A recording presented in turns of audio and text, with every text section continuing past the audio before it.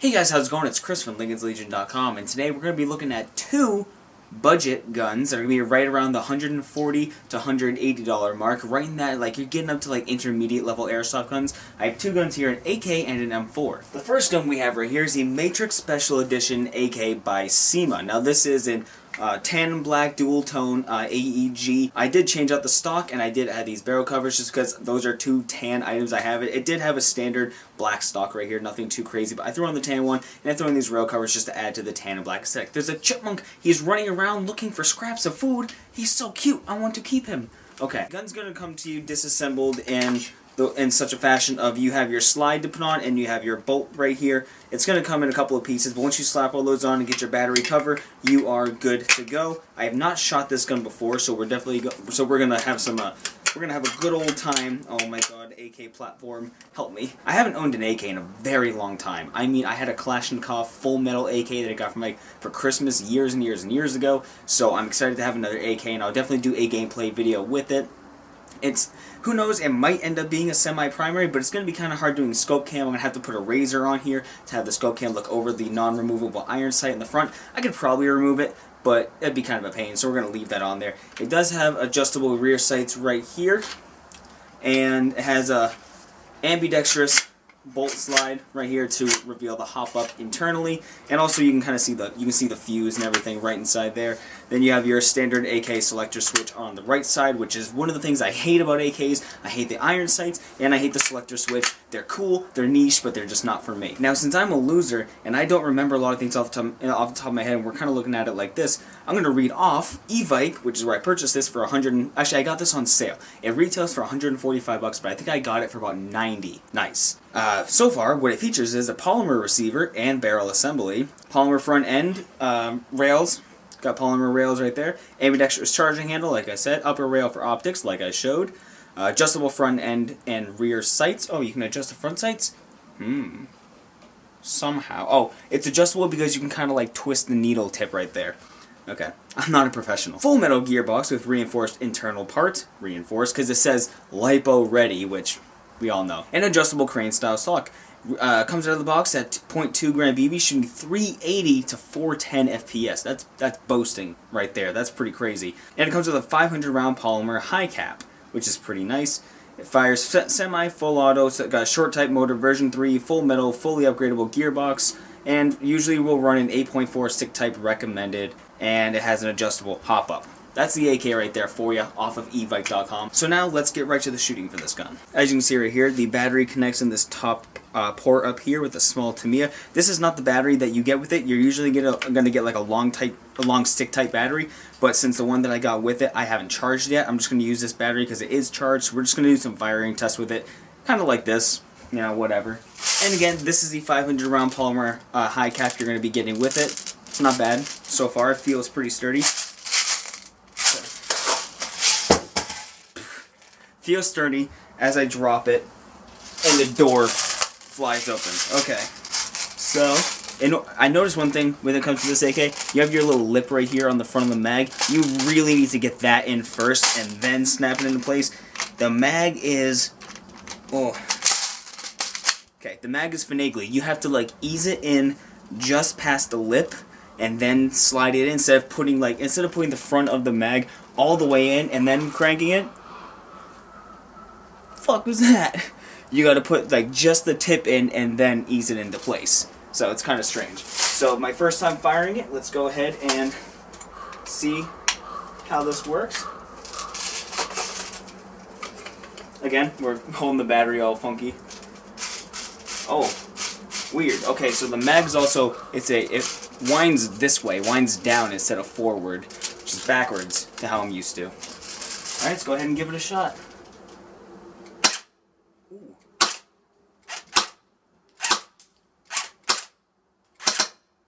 Kind of a long trigger pull. I am shooting .25s out of it, hop up unadjusted, so let's go ahead and give an adjustment to the hop up real fast while I'm trying to hold the battery too.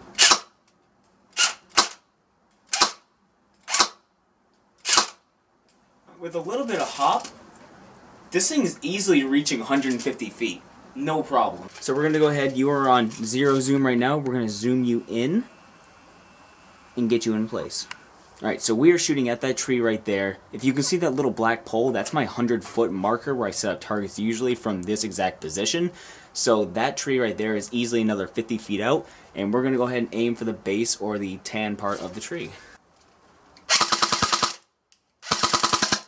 Yeah, that's not bad at all. I want to chrono this thing. Like I said, these are .25, so I got to chrono this. Okay, so this is measuring right now for .25s.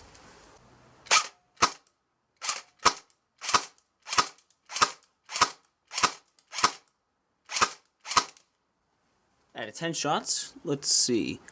We are averaging at 340 FPS with .25s, 328 minimum, and 369, nice, maximum. And looks like we're getting right around 1.25 joules, rounding down a little bit, of course. So, hey. So those very simple tests, I can say that the gun itself feels solid, but one thing I want to note is how long it takes for the trigger to pull and actually fire a BB. It seems like you start to pull, I'm not going to pull the trigger right now because it's loaded, but it seems like you start to pull the trigger and get about halfway in the gears, you can hear all the mechanisms turning, but it doesn't actually, the piston actually doesn't fire the BB until you get like all the way to the base of the trigger guard. So I'm going to try to show you. See? I'm going to pull as slow as I can. Right there. And that, I can't pull it any further. So it's literally the back of the trigger well, the back of the trigger's capacity, that it fires. So kind of a slow semi-auto fire rate unless you really... See what I mean? So I'm trying to like semi-auto spam, but I can't because it's not cycling properly. If we set it to full auto, let's see. Yeah. So... that's the firing rate you're going to be doing with semi-auto to get the full trigger pull and actually have it fire properly. So far for the gun, I like AKs, and I do want to try it out in a game. I think I'm going to have to discipline myself to not pull the trigger super fast, because I do like the trigger spam with semi-auto guns. But otherwise, aesthetically, the gun feels good, it looks good, and it shoots well enough, gets that good FPS, and definitely has some surprising range, though I gotta say the grouping is not super tight on this gun. At least 100 feet out, the grouping really starts to separate. Okay, so the next gun we're going to be taking a look at is the Cult License M4 CQB-R SOP mod. Right here, this cute little guy. The only thing I've done to this gun is just add on one of my angle foregrips. I've done nothing else to it. So again, we're going to try the same exact battery that I was doing before and give this bad boy its due diligence.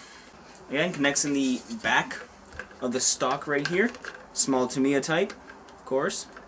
We're just going to hook this up real quick, and then we're going to go over the gun's website listed stats.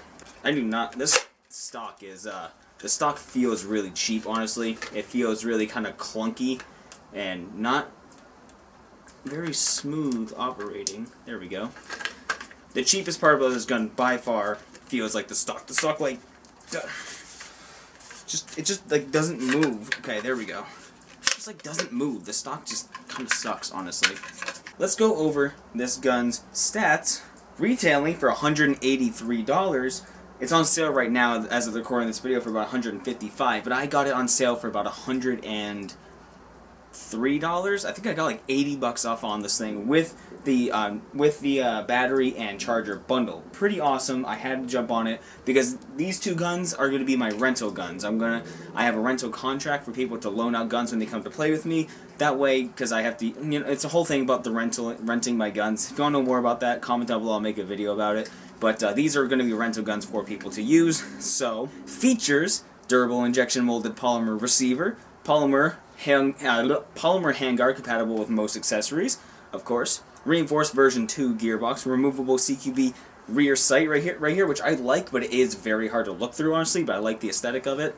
Flat top rail receiver is perfect for mounting optics, and includes rail covers and high cap M4 magazine. Gun weighs about 4 pounds with the full magazine in it, and shoots about 350 to 380 FPS with .2 BBs. This one's got a long type motor, it's semi-auto, full auto, and it uses a 9.6 small butterfly type recommended, and it has an adjustable hop-up, obviously, right inside. Right there. Beautiful. Comes with this exact tan magazine right here, so we're going to pop that in there, give her a wind, and we're going to give it a few test shots. Again, these are my first shots. Haven't done it whatsoever, so I haven't adjusted the hop-up or anything. In fact, the gun still has styrofoam on it. So let's go ahead and try it out. Oh, this already feels so comfy to hold with this grip on it. Although I have to mention real fast, it's a little bit wobbly right here on this front receiver.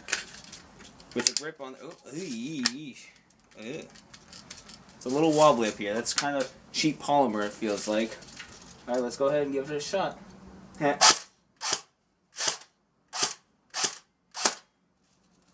Wow, it only fed a few times before I needed to wind it again. So let's go ahead and adjust my hop up. I want to see if I can get a decently long shot over there. Okay, we hit the point where the semi-auto, my CM16 does this too. In the middle of firing, the semi-auto will lock up. So I'll switch to full auto, and that'll fix that problem.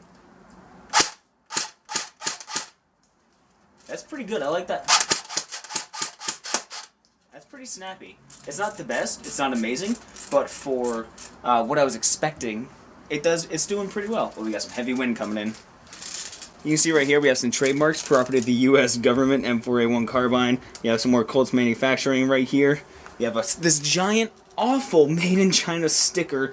Disgusting. This needs to be removed ASAP. And on this side, nothing. And just like before, you guys see that nice brownish tan tree right there with the bark peeling off. That is our target, which again is somewhere in the realm of 150 feet out. I'm going to be getting a rangefinder soon for future tests, so I will be able to accurately show you guys how far the range actually is. Okay, now that we've got it focused, you guys are super zoomed in. Let's go ahead and try to group together those shots.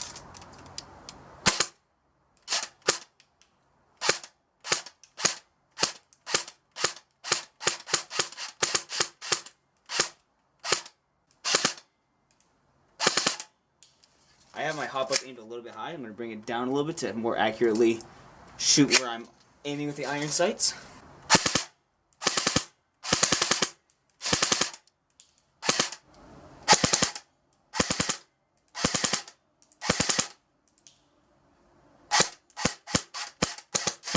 Alright, you guys, so same deal. 0.25 gram BBs, and we're just going to go ahead and give it a quick chromosome before my camera battery gets too cold and dies. Ready?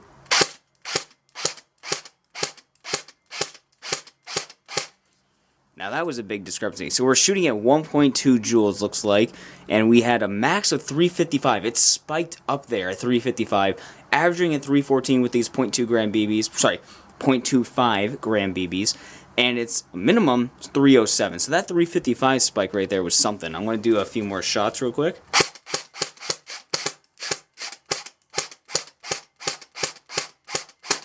Our average, 316. 305 min, 357 high. So it does spike up every here and there. Not very often, but it does jump up about 30 or 40 FPS. Alright, so as you guys can tell, for me personally, I think a good trigger response definitely makes a gun. We're going to try the trigger response for this gun on semi-auto. We're going to see, this is an average. Okay, now I'm going to try to go faster. Can't really keep up with a fast trigger spam. Now again, to show you guys how my fingers lining up, so this is...